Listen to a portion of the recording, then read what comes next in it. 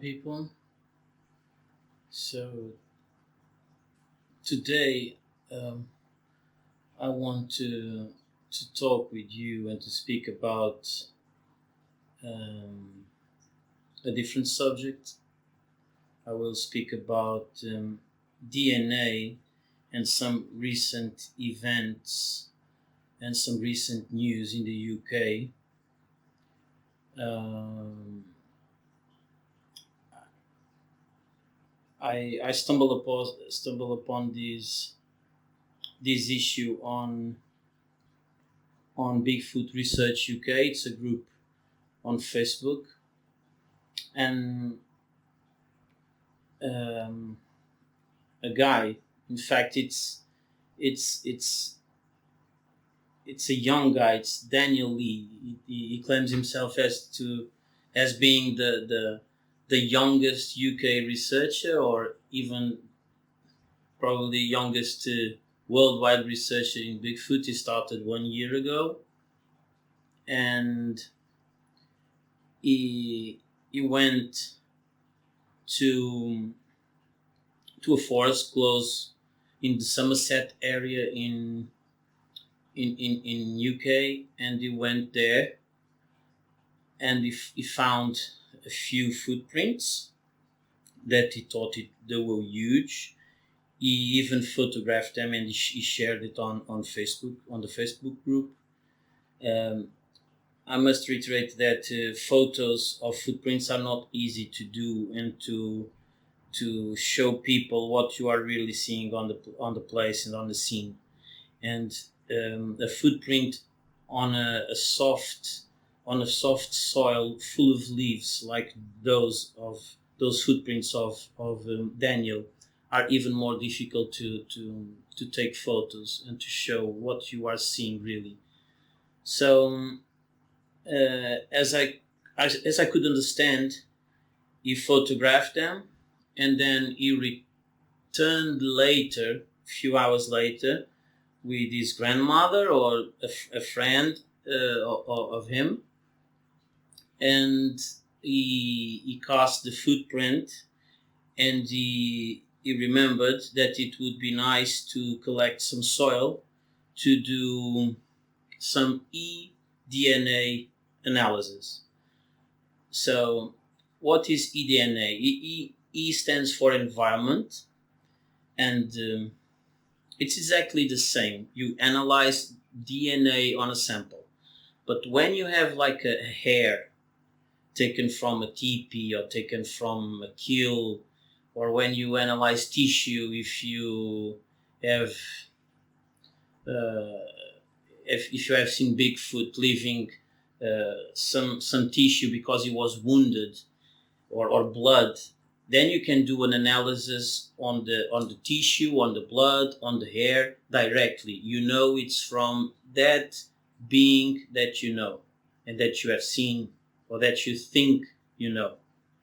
When you do eDNA, environmental DNA, you collect a sample of the environment, and that DNA, and that sample, that sample, most of the cases it's soil. It's screened on a computer to check for all DNA on that soil. So if there's a fox that was passing by, a coyote, a wolf, a bison, a cow, some people that were passing by, and they are, by passing by, sometimes they leave, like, imagine, they can leave fur, they can leave hair, they can leave even the exfoliated skin from their skin. If you have a cell from an exfoliation of the skin, you can extract DNA. So that's what environmental DNA is about. It could be feces, urine, it could be a feather, it could be anything, mucus, blood, everything that you can imagine that you can extract DNA. You can extract DNA from eDNA, but you cannot predict what you are going to get. So you will get everything that passed by, and left a clue, and that clue is as being DNA. So when you receive the the report, you will get all of the DNA, all the species identified or non-identified that the laboratory was able to resolve. And Daniel have done that. He contacted a company, I think in Switzerland. It was in Europe, and they have done the eDNA samples. They have done the screening of the samples. They were very polite with him. I think they probably think it was funny, because I think he didn't hide that he was looking for Bigfoot. So they did it for free. And Daniel posted on the 16th of October of this year, so a few days ago, he posted a post on Facebook making an announcement. I will read you the announcement. It was the biggest announcement to make. Those of you who have been following my work, I will know that a long time ago we took eDNA samples from an 18-inch print. One of the prints was big. And those of you that haven't here is something that will shock you. So without further questions, here it is. Here in the UK, Somerset, we have collected DNA that has come back as old world monkey DNA. It had several hits. We have also got hits of great apes. In other words, we have primate DNA. For those of you who are not in the UK, we do not have primates here in the UK. So we will address this sentence. How huge is that? If you want to know the full details, put on the comments, and I will post a picture of all the animals. He has 14 years old, guys. So he's very young. I explained it fully on South Coast Ghost Mondays live event. So I think it was the interview that I saw with him explaining all of this on Facebook. And thanks ever so much to the Bigfoot community. We could not have done it without these amazing scientists and researchers. Shout out for helping me so much with this, and the name all the people that helped him doing the contacts with the companies and what he had to do. Thank you so much. So I will show you guys the reports, because he shared the reports online. So I'm going to share the report that the company sent him, and I will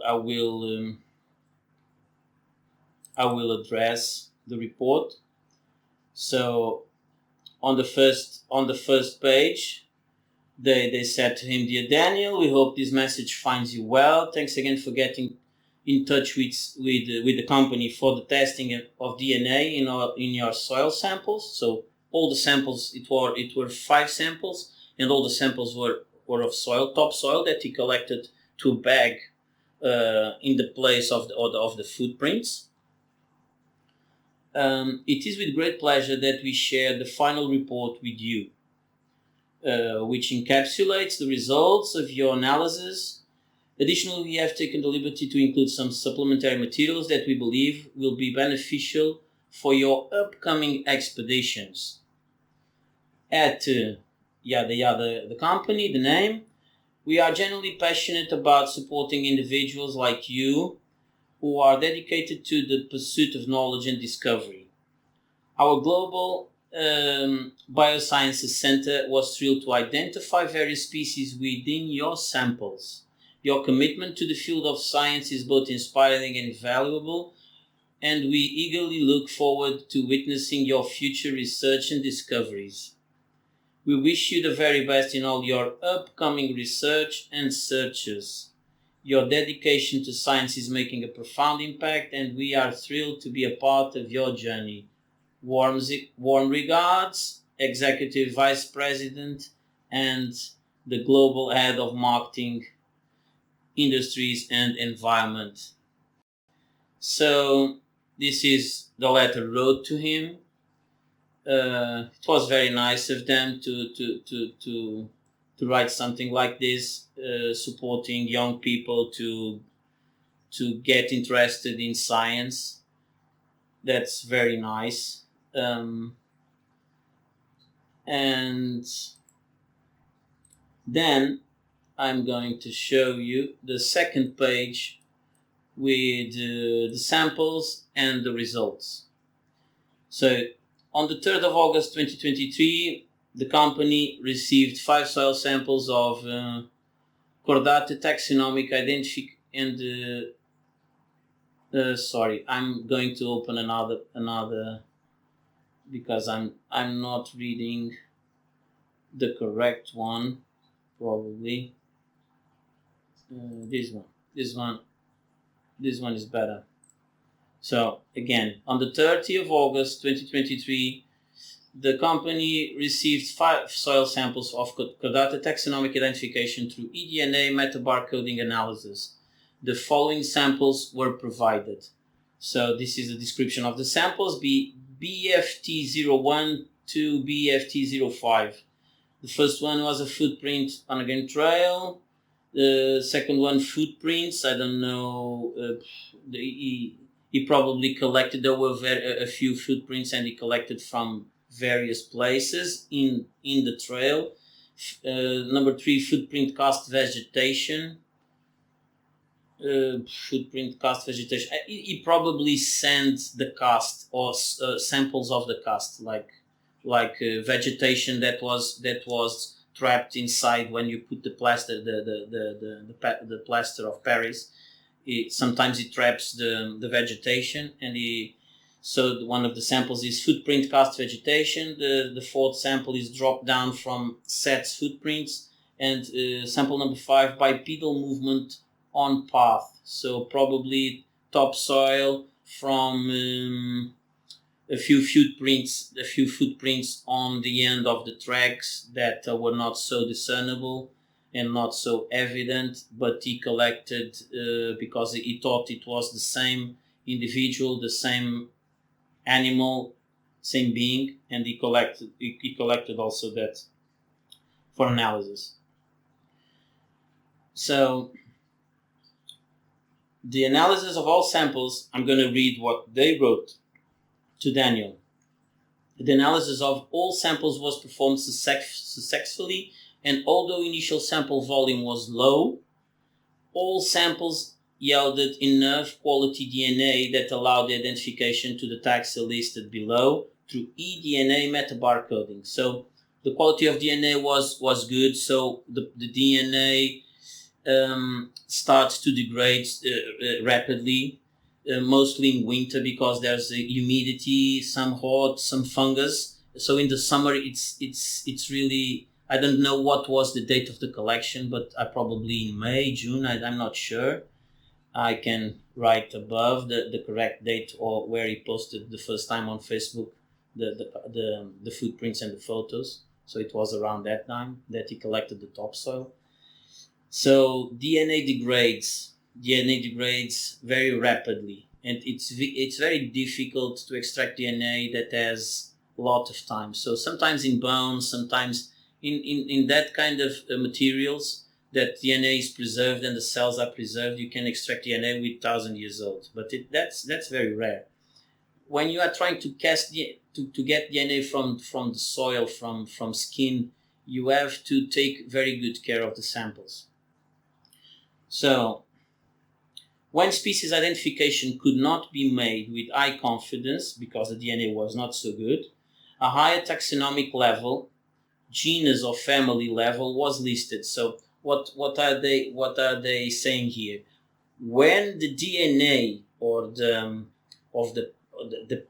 pairs of genes and the sequences were not enough to resolve, and for scientists on the laboratory to see which species it was, they could still see from what family or genus that type of DNA was. So imagine you get a sample from your cat, or you get a sample from your canary, for example, or from your parrot. It's better from your parrot. You can send like a feather, and if the DNA is good, they can say on the results that the parrot was species, yeah, so, the species like X species.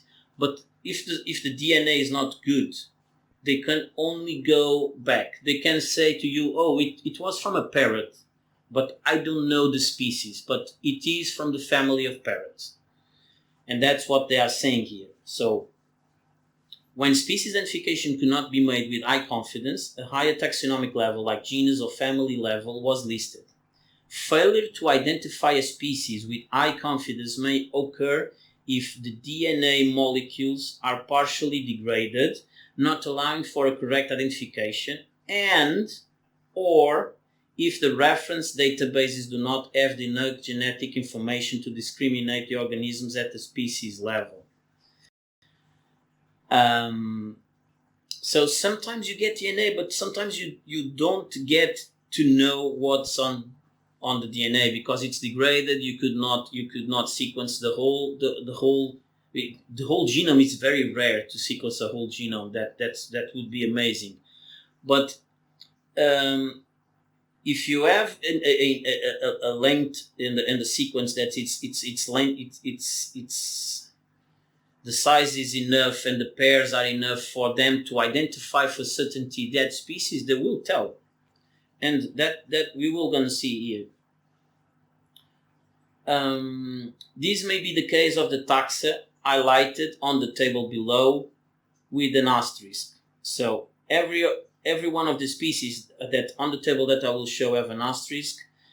They had a difficult time to discriminate, and probably they will only show you that it was from that family, that genus, but not to the species. So they were listed at the genus or a family level, they say here. So now you can see on the table, so 1, 2, 3, 4, 5, 6, 7, 8, 9, 10, 11, 12, 13 lines, not 13 species, because not all of them they could resolve to the species, but we can show. And then on that side you can see BFT01, BFT02. So they say which of these species was detected and in which sample it was detected. So one of the first species detected, Columba palumbus, it is the common wood pigeon. So the pigeon flies over, it goes on the floor, it eats, it leaves a feather, it leaves some of exfoliated skin from exfoliated from cells from the skin. They can easily see that wood pigeon it's a common species on that forest. Then they have Gallus gallus. It is the scientific or the Latin name for the common chicken. So some people said, how can a chicken be there? And let me remind you that chickens can run away from people and from the coops, but they are also prey for some animals like foxes. So a fox could have stolen a chicken on a chicken coop on a farm nearby, and it could have brought the chicken to the forest, and the fox passed with the chicken on his mouth. Something of the chicken falls on the floor. You do the DNA analysis, you get chicken DNA on the spot. The third species, Phasianus colchicus. So it's the Latin name from the common pheasant. So it's a very well-known species that it's mainly on the ground and living on the ground on the forest. Then they get Capreolus capreolus. It's roe deer. It's a small deer that it's native from UK, from all Europe. We get it also in Portugal. They have Suscrofa, and they say, and Suscrofa is Latin name from the pig or wild boar. So today, scientists tell that wild boars and pigs are not well resolved uh, in genetics between them. So they are definitely different. They have genes that definitely are different between them. So some of them are domestic pigs. Some of them are wild boars, and they are different, but they are very, very, very close in genetics. So most of the scientific community calls them by the same species. So that's why they wrote here wild boar, and they say that could be or domestic pig. Then they have caniche, so it's the family name from canines. So, and then in front they said it could be a wolf or a dog. Yeah, if it's caniche, it could be a wolf or a dog. It even, because caniche is the genus names of of dogs and wolves. Foxes start with the name with vulpes. So if they put here caniche, that's because they encountered a sequence that it's not from vulpes, but only shared between Canis species. So Canis lupus familiaris for the domestic dog, and Canis lupus for the wolf. Then they have Canis lupus species. That's very interesting because there are no wolves in Britain anymore. And then they put wolf in front because Canis lupus is wolf. And they put or domestic dog. So probably they got a sequence that was most common in wolves, but they cannot exclude that sequence is not present in some type of dogs, in some races, in some breeds, that are more like wolves. So this is not saying for sure that they had wolf DNA. They cannot have sure that there's wolf DNA on that sample of that soil on that forest in Somerset. Then they got Melge, it's the common badger. Then they got the most interesting thing on this sample. It is called Cercopithecidae. And Cercopithecidae, it's old world monkeys. So most people, and that here it's the problem, and most people, I'm going to explain that for you. I'm going to continue, and then, because this is all related, so Cercopithecidae, old monkeys, then they had Hominidae, and in Hominidae, they got great apes. And people look at this and they think, oh my God, they got DNA from apes and great apes. That's not so overwhelming because humans are also great apes. And I will tell you why they wrote here great apes and not Homo sapiens. Because they have Homo sapiens on the other line next, and they said humans. And humans were detected, and DNA from humans were detected in each sample of the ones that Daniel collected. Probably because he contaminated all the top soil samples with his own DNA. He didn't wear gloves, and even if you wear gloves, you can some of the skin from your face can fall on the ground in that instance, and they will pick when they do eDNA. They will pick. They will see the DNA contaminated. That's not a problem. It only shows that it's contaminated by the people who collected the sample or from a previous person that passed by alongside that trail. It could be both things. Then they have Sciuridae, which is the family of squirrels, and then they have Neoscirus carplinensis, which is the eastern grey squirrel that is an exotic species in England. The only native species is the European red squirrel. So they got a sample that they are for sure certain that is eastern gray squirrel, and they got a sample that they do not have sure if it's one species or the other, and then they put here CUD, so squirrels. And now we are going to come back to the big problem, that is Homo sapiens hominide and Cercopithecide. So earlier on, I said that Daniel said on his post that you guys do not have primates in UK, and I will tell you that it's wrong. You have primates on the UK because you guys are in the UK. Humans are primates.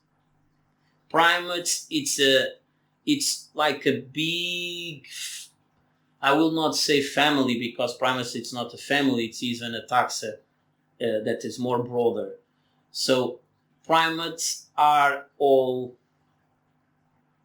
of, I can show you guys, let me see here. So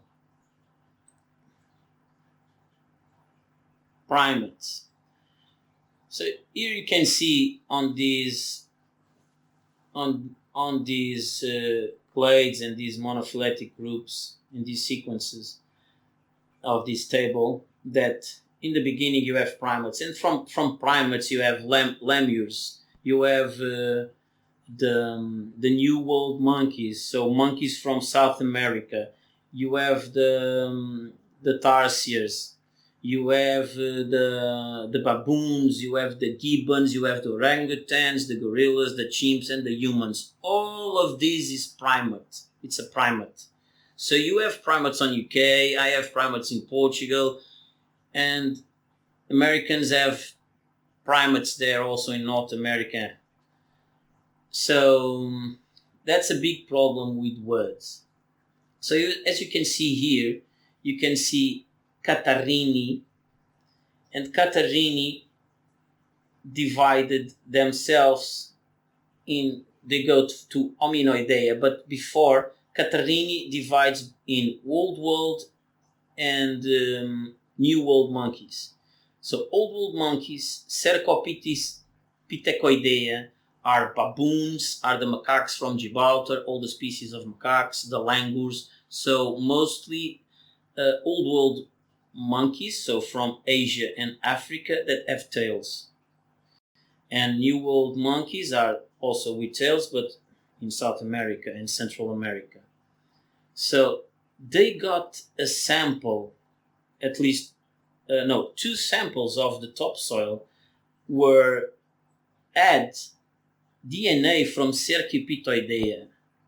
So how in the heck, but they could not resolve to the species. So probably the DNA was deteriorated, and they could not resolve it if it was a baboon, a chacma baboon. There are many species of baboon. There are many species of macaques. One of them is more known. It's the Gibraltar macaque that you can see in Gibraltar and you can see in Morocco. So the only species of monkey that in recent times lived in Europe. It lived in the South Spain, and it lived in Portugal. Now it's still in Gibraltar, but it was extinct. So it was, I don't know when, but people brought him again to the big rock of Gibraltar. If you know what I'm talking about, with the big ravine that you have in Gibraltar. There are a few individuals of Gibraltar monkeys there. And how in the heck Cercopithoidea DNA appeared in the topsoil samples? And then they have on the table, the hominide sample, which they put as great apes. So let me see. Let me explain to you guys. Great apes are from primates, but great apes encompasses and gathers species like gorillas, chimps, and humans. We are all great apes. So what happened here? There was probably one of the samples, or some of the samples, where they got great apes. There were two, as you can see, BFT02 and BFT05, that where they detected hominidae great apes. So it was probably, and we have to think like that, it was probably human DNA that they could not resolve and they could not affirm it was human, but was so similar that they have to write on the report that it could be from or a gorilla or a chimp or a human. So they have to go back, and they could not say it was human. So they said it was from great apes. But this doesn't mean that it was DNA from an ape, from a gorilla. This only means that they could not resolve that DNA, and it's still very probable that that portion of DNA was from humans. You know? So, being said this, we are going to speak about Circopithecidae, so old world monkeys. So this is the big deal here, because and I have spoken to Daniel on Facebook. He didn't still yet respond to me what I asked him, but I told him that it's amazing. That's an amazing finding, but you must have sure that that day or the day before, he was not visiting like a zoo. And he was not even close to enclosures. It could not even be a zoo, it could be a private collection. He was not even close to a species like a baboon or like a macaque, because if you go to a place like that, and if you go around the enclosure and with your feet and with your footwear or with your pants, you got some of the exfoliated skin of a species like that, and if you don't clean your shoes, then you go to the forest and you will contaminate the area with that skin and with that DNA. And that skin, if you don't clean the shoes, if you don't wash your pants and you use them, that skin and that DNA will be viable for a few weeks, and and when you screen on the computer, when you screen the environmental DNA, it will appear. So I'm still trying to know what happened, and if Daniel was seeing some baboons on the days before on that day. I hope not, and I'm clearly wishing for him to say to me that he did not visit a zoo on those days before. And not being a contaminated sample, it's an amazing finding, because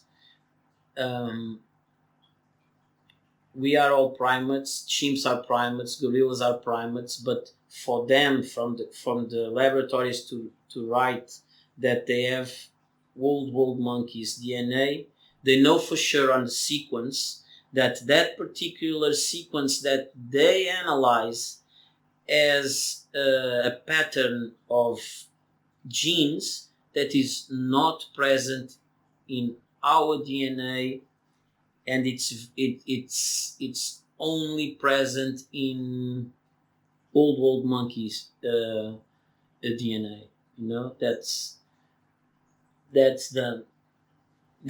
amazing. It poses a lot of questions. If the samples are not contaminated, it poses a lot of questions. Why on earth Bigfoot or the Sasquatch that made those footprints is carrying baboon DNA? Most of you guys know that there are a lot of reports in North America that of people that have sightings, and they describe some of the Bigfoot, some of the individuals as having a baboon-like face. And sometimes I can even think how many dogman reports are in reality those types of Bigfoots that have snout and have baboon and have big teeth, and they could be scary. I have been in Ethiopia and Djibouti in Africa near baboons, in South Africa also. And baboons the males can be very scary. They have huge teeth, they can defend themselves. The huge males, they can defend themselves against male leopards.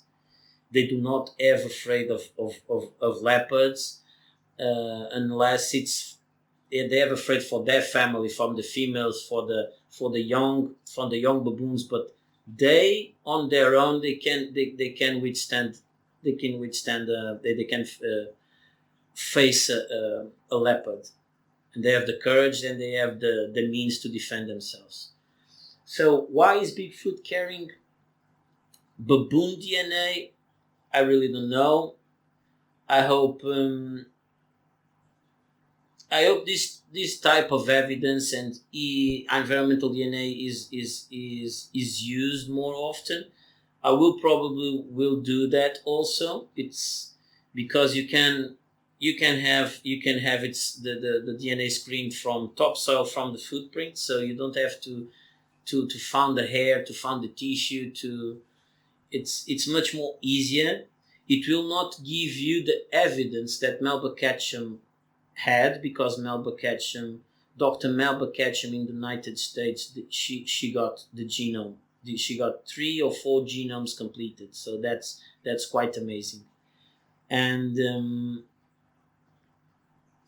so I hope you people understood what happened. What is all this thing about eDNA?